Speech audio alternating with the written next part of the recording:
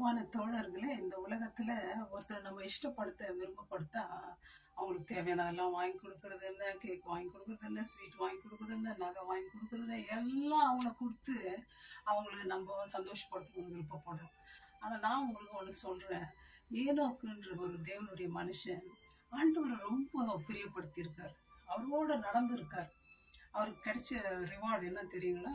அதுக்கு ஆண்டவர் குடுத்த கிஃப்ட் சாவையே காணல. தூக்கிட்டார் ஆண்டவர்.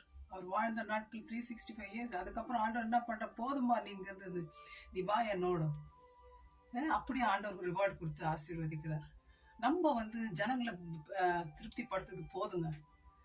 அப்பா அம்மா, ஃப்ரெண்ட்ஸு, உலகத்துல மேனேஜர், பாஸஸ் எல்லாம் பாஸ் போதுங்க, நிப்பாட்டுங்க. ஆண்டவருக்கு போடுங்க கும்பிடு.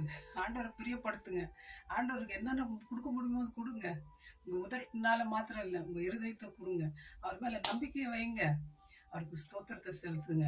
அவர் மேல விசுவாசம் வைங்க. அதுக்கப்புறம் பாருங்களேன் என்னதான் பண்றாருன்னு. ட்ரை பண்ணுங்க. May God bless you, my friends. Bye bye.